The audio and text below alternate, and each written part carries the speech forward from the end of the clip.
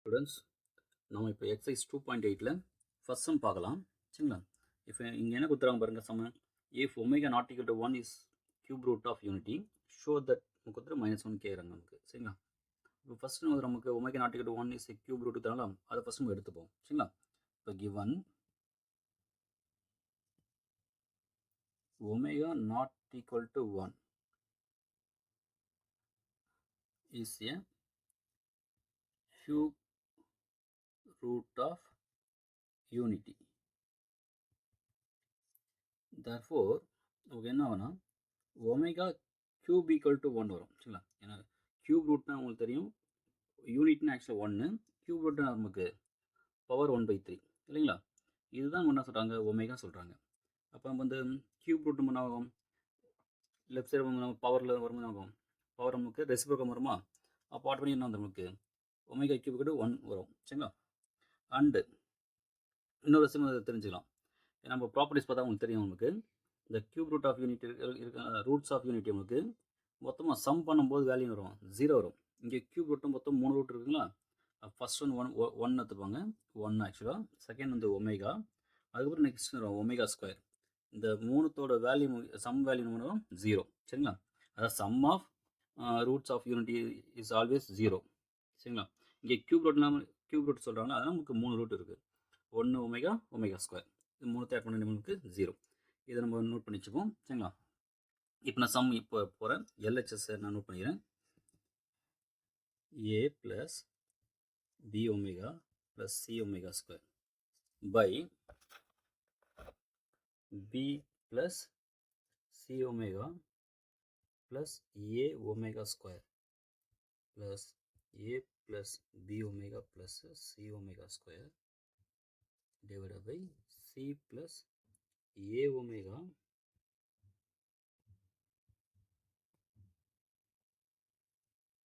Plus B omega square. சரிங்களா? இங்கே ஒரு சின்ன ஒரு ஸ்டெப் போட்டோம், நீங்கள் நான் வச்சுங்க, ஈஸியாக நம்ம இது சம் சால்வ் பண்ணிடலாம். சரிங்களா? இப்போ இங்கே பாருங்களா, இங்கே பி ஒமேகா இருக்குங்களா, இந்த இதில் பாருங்க பி இருக்குது. சரிங்களா? அதே போல் இங்கே சி ஒமேகா ஸ்கொயர் இருக்குது, இங்கே இருக்குது சி இருக்குது.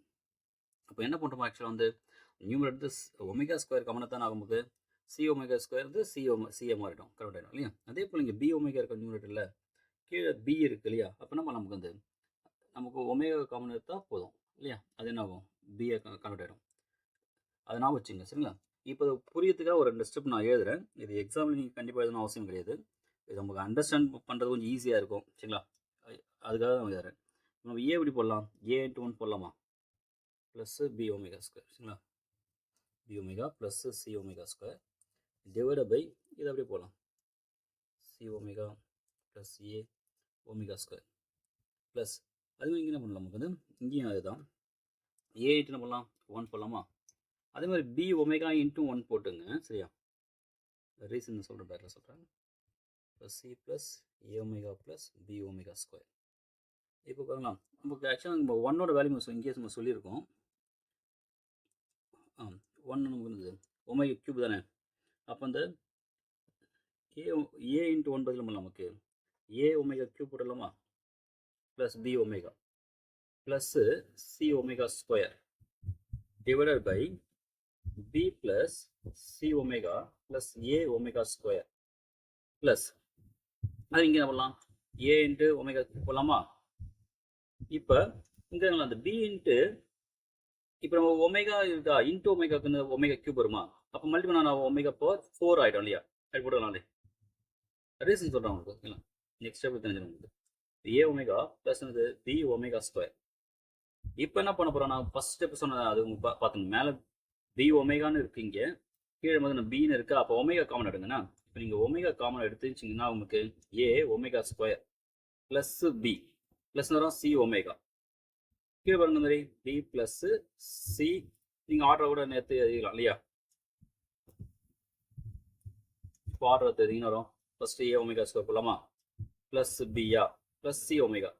அப்போ நான் நமக்கு நியூமரேட்டரில் அப்படியே இருக்குது, கேன்சல் பண்ணிடலாம் இல்லையா? பி ப்ளஸ் அதே போல் இங்கே என்ன பண்ணலாம், இங்கே நான் சொன்னேன், இங்கே உங்களுக்கு மேலே இங்கே பி ஒமேகான்னு சி ஒமேகா ஸ்கொயர் இருக்குது இந்த இடத்துல, இங்கே என்ன இருக்கு நமக்கு சின்னு இருக்குது. அப்போ ஒமேகா ஸ்கொயர் காமன் ஆடுங்க.